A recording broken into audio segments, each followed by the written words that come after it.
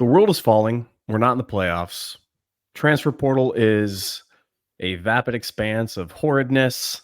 You will not get the recruit you want.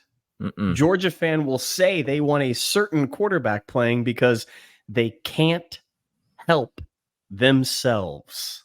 Daniel. Oh, God. Are we even going to get through this episode? Guess what? We're here for all of it. Just think of us as your therapeutic little Sherpas through this time. Next on Locked On Bulldogs. You are Locked On Bulldogs, your daily podcast on the Georgia Bulldogs. Part of the Locked On Podcast Network. Your team every day.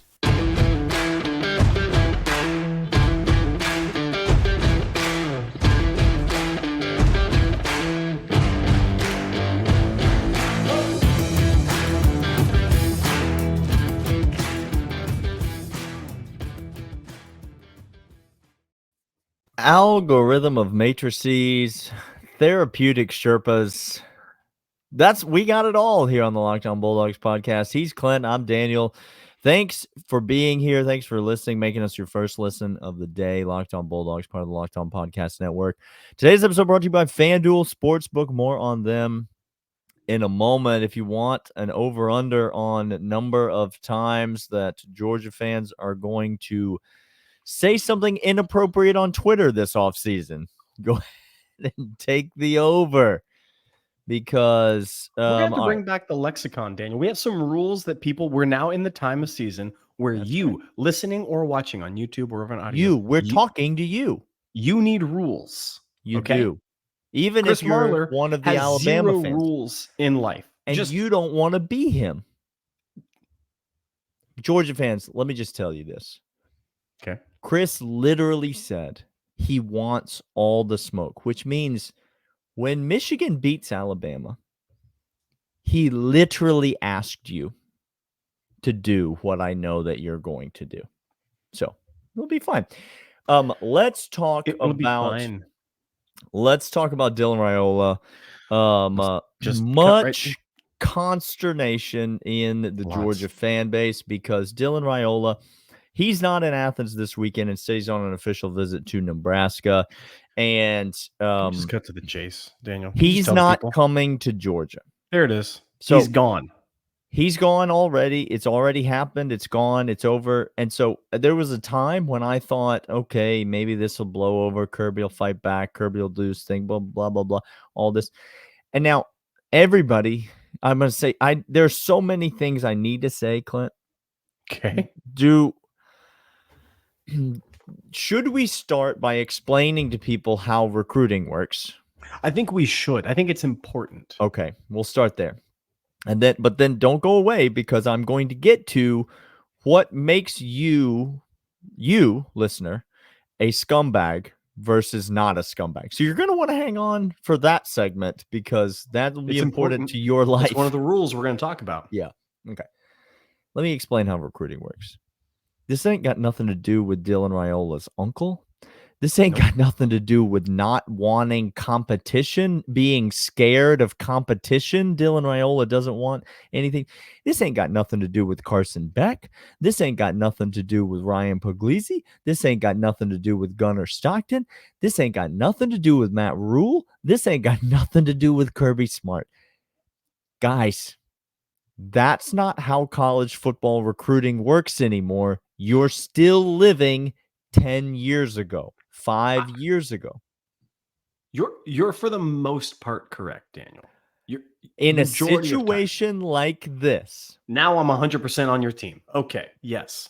Nebraska came in with an absolute bag that Kirby Smart was not willing to match. It was a bidding situation, and that's why he's going to Nebraska, because he's taking the bag. Matt Rule literally told you 2 weeks ago in a press conference how much they're going to pay this kid. And that's exactly what they're going to do. So listen, if you think this is an indication of a program's strength or weakness, if you think it's an indication of a kid's willingness to compete or lack of mental fortitude, It has nothing to do with that. It has to do with the fact that you, working your 9-to-5 job right now, are just plugging away. And then someone comes up to you and says, hey, I'll give you $2 million if you'll come work this job instead of your job. And by the way, it's pretty much the same job, only probably not quite as fun. So you're going to take that. But you're going to have 3 million reasons And to have that's fun. exactly what Dylan Raiola did. I'm not telling you to like it. So don't hear me saying something I'm not saying. I'm not telling you to like it. I'm not telling you have to be pleased with it. All I'm telling you is you, I, or anyone else have absolutely zero power to change it. And this is college football. And so listen, if you don't like this, you don't like college football. The thing you're thinking of doesn't exist anymore. And this is college football. This is my encouragement. I'm going to give you the rule, and then I'm going to give you the encouragement. Okay. The rule is this. You have these words to tell a commit that decommits from Georgia or a player that hits the transfer portal. These are your only words. Listen. That you get to say. And I could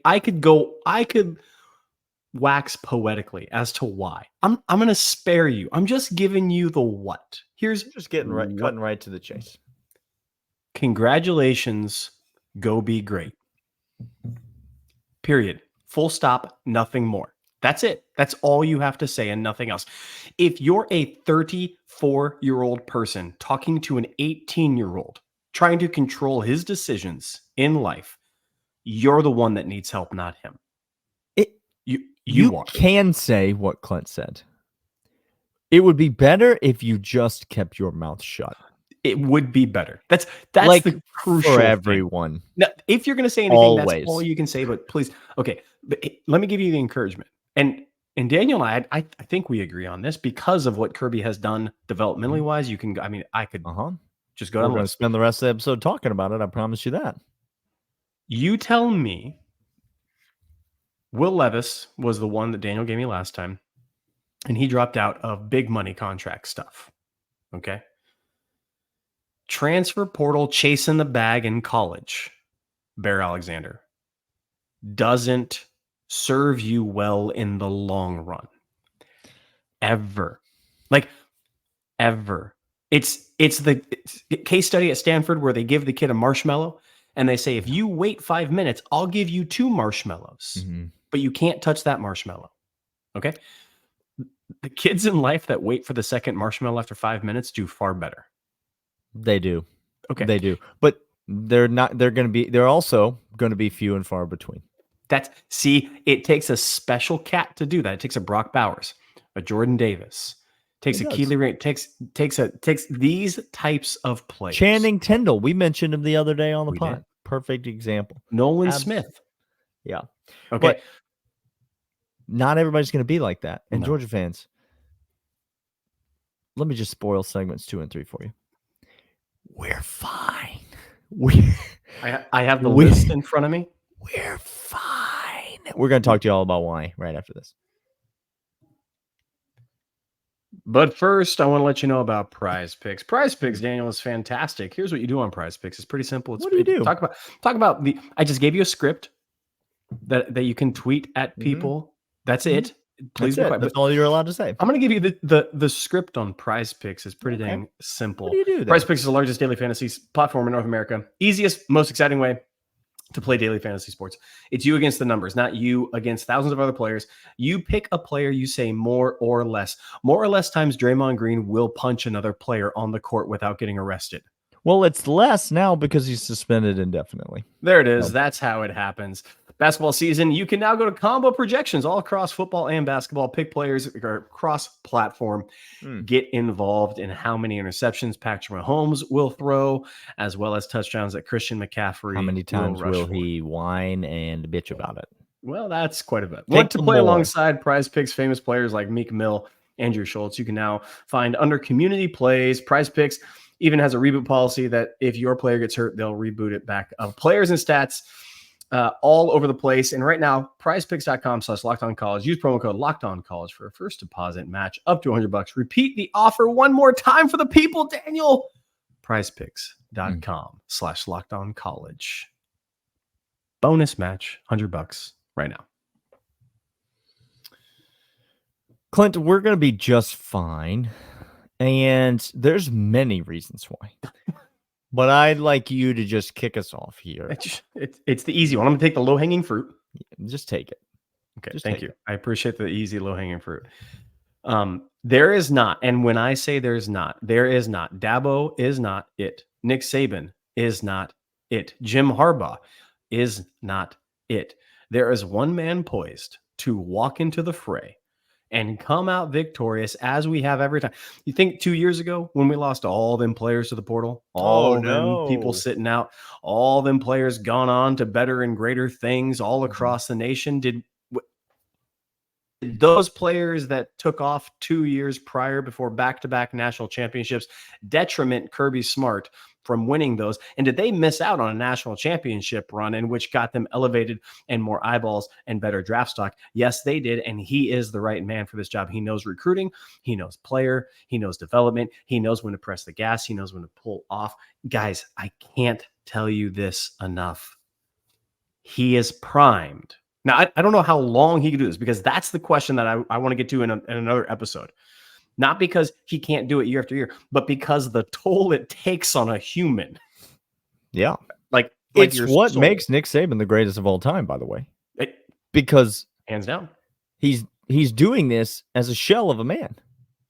And he's still doing it. And he's still doing it. It's like when that insect like hits the frog and sucks out the inside, and the frog is just a shell of a creature. That's what Nick Saban is. His soul is gone. But Kirby Smart is the reason why we're just fine, Daniel. What's point 2 of why we're just fine? Well, Carson Beck's coming back. No. And so, listen, in a world of NIL, transfer portal, this is not even college football advice. This is just, dang it, this is just life advice. Oh, he's just giving you life advice, y'all. You should spend way more time thinking about what's in your immediate future, like your immediate now, than you do racking yourself with anxiety about what is in the distant future beyond the horizon. Sounds right. But specifically when it comes to college football, specifically in this day and age, you guys are losing your minds about a quarterback that was never going to see the field in 2024. Let me emphasize in case you missed it. Please go on. There's 0% chance, a 0% chance that he was ever going to be anything other than the third string quarterback. And I'm talking about not Gunnar Stockton and Brock Vandagriff were competing for the backup job this year, and one of them was third string. I'm talking about a distant third string. Carson Beck is coming back.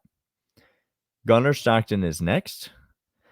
And then the freshman. So you're losing your mind about a guy who was not going to impact Georgia's 2024 season at all. And guys, why would you spend your time? You're not Kirby Smart. You don't get paid for this.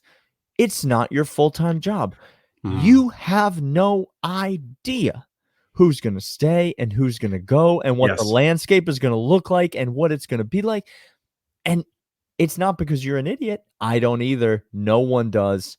No one does. And so why are you freaking out about a guy that there was a reasonable chance he was never going to have an impact at Georgia at all? Because if he came for 1 year, yes, he might have stayed like Carson Beck, like Brock Vandagriff did for 3 years. Yes, he might have done that. Or he might have Justin Fields his way right out of town after one season. And by the way, he would have been utilized a heck of a lot less than Justin Fields was in that season. So if you're freaking out about a guy that's 2026 is the first available time that we were ever going to see Dylan Raiola on a football field. Unless you hate Gunnar Stockton and think he's really bad, which, by the way, the coaching staff doesn't. And so you weren't going to see this guy on a football field for a long time. Why would you freak out and act like the program is falling apart? We're going to be just fine because all the quarterbacks are coming back next year. Now, you might say, well, Brock Vandagriff transferred and Dylan Raiola is going to commit to Nebraska. Right. But for next year's team, all the quarterbacks are coming back because next year, Brock Vandagriff wasn't going to be QB2. No. He was going to be QB3. Do you see how that was going to work with Gunnar Stockton? And so all the quarterbacks are coming back next year. And the year after that, you won't have any idea. This is what's really wild to me. And people can get upset too about Marvin. Marvin hits the portal. Oh no, 5-star guy, edge. What were you supposed to do, Georgia fan? Again, you're not in Kirby Smart's shoes. So I'll just tell you what transpired. Marvin wasn't good enough to see the field. Other guys were better right now, today, to make us win. Okay? Other programs might have the availability to play him, Miami, because they don't have anybody, Miami, and they have to, Miami. Okay, that Georgia doesn't have that luxury. We can't put a guy in there that's not performing right now because we already have dudes that are performing and we need him to perform. So if you're saying to yourself, well, yeah, Channing Tindall he popped senior year. Maybe Marvin does the same thing. I'm not saying Marvin was bad. He may well go do that. We said that about Xavier Sorey, by the way. It's a loss. Marvin Jones Jr. transferring is a loss for Georgia. Dylan Raiola not committing is a loss for Georgia. It's an inevitable loss, though, because at the end of the day, you can't look at Raiola. You can't look at Sorey. You can't look at Marvin and say, hey, guys, we'll get you on the field more. You can't. You're going to say, go compete. And if you can't compete, maybe you'll develop, maybe you'll get there. And if you can get the bag somewhere else for somebody that wants to pay you for not being a player that can start, then go get it. It's good money if you can. Like, have at it. Most of these guys are never going to see the NFL. Dylan Raiola, probably never going to see the NFL. And I don't say that as a slight to him. I say that just look at all the 5-star quarterbacks over the last 10 years. Look at all of them. We're talking percentage chances. And that's what we're talking about. Percentage chance of a 5-star quarterback making it to the NFL and being an NFL starter. It's not good. It's very, very, very, very small numbers. Yeah. We're going to be fined for one other significant reason, but we're going to talk about it right after this. And this is, in fact, FanDuel. FanDuel.com/lockedon. Make every moment more. Right now, the weather is getting colder. Oh, by the way, not here. I was 65 today, Daniel. 65. It's getting colder in America, where we live. Yeah. Well, yeah. Right now, customers can get $150 in bonus bets. I have better cheese than you do. With any winning $5 money line bet. That's what you do. You don't take the points. You don't give the points. You just say who's going to win. Put $5. You get $150 in bonus bets back if your team wins. But the thing about joining FanDuel, there's no better time to get in the action. The app is so easy to use. Wide range of betting options, including spreads, player props, over-unders, and more. Visit FanDuel.com/lockedon to continue the NFL season. FanDuel, official partner of the NFL.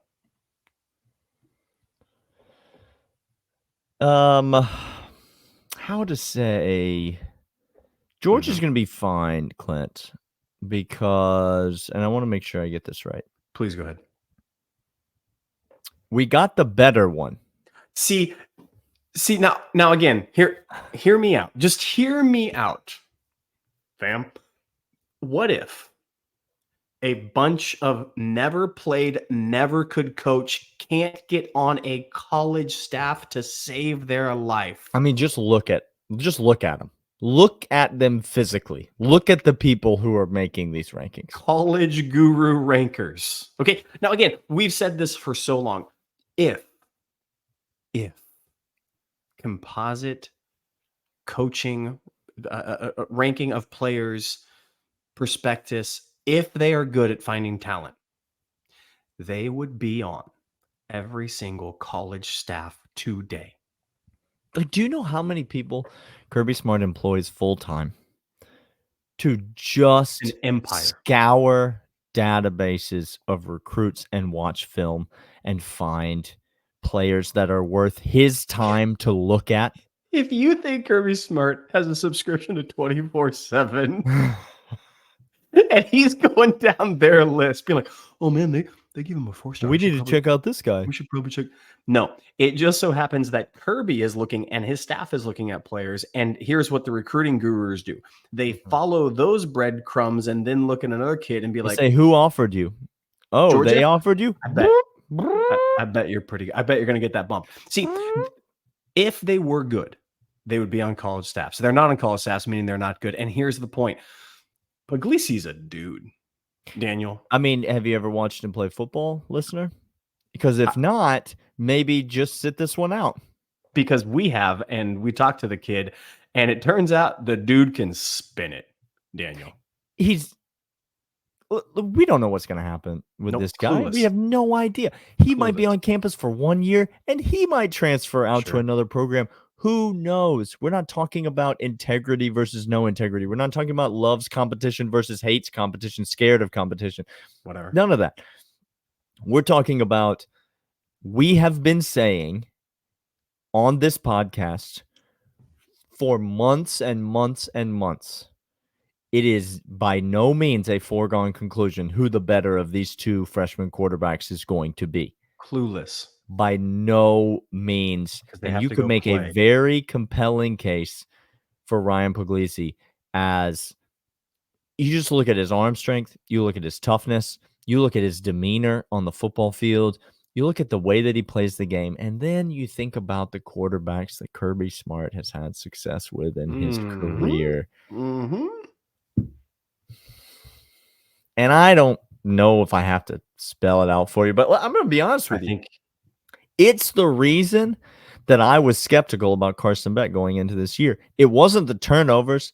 It wasn't the bad throws. It was because I didn't know if Carson Beck was that alpha dog, had that alpha dog mentality that we've seen out of guys like Stetson Bennett. You saw that out of Carson Beck this year. It's why I'm thrilled for him to be my quarterback and not a true freshman 5-star kid that some of you, I swear to everything, there are Georgia fans who want Carson Beck to go to the NFL so that another guy can be the quarterback, which, again, just makes less than 0 sense. We have rule number 2 that has poked its head up. The quarterback you want to play is the quarterback that Mike Bobo and Kirby Smart start, irregardless of his name. Yeah, and his name is Carson Beck because he's that dude.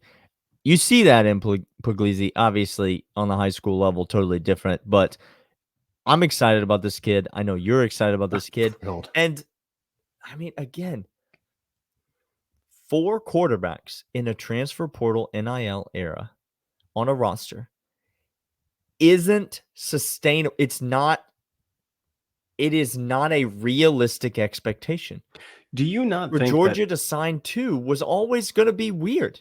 Do you not think Tulane can go ahead and go to the coffers and offer some kid who was a 4-star who's sitting behind somebody else just to come? Because Tulane all of a sudden says, you're our dude, ride or die. We don't have NIL for anybody else but you. Let's go. And he goes, I don't know, being down in Louisiana like this and playing inside and getting to spin it and getting $1 million, making $1 million. Sure. Okay, let's go. Like, this is the landscape.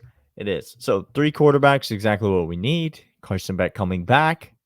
Our only hope of winning a national championship next year was Carson Beck coming back. And so now that looks like more of a possibility. But yeah, I shouldn't. So we like Ryan Puglisi and are excited for him to be a dog. Dylan Raiola, go be great. Hey, see what he did there? Now I'm going to do the other thing you could do. Mm-hmm. All right, we'll see you guys next time on the Locked On Bulldogs podcast.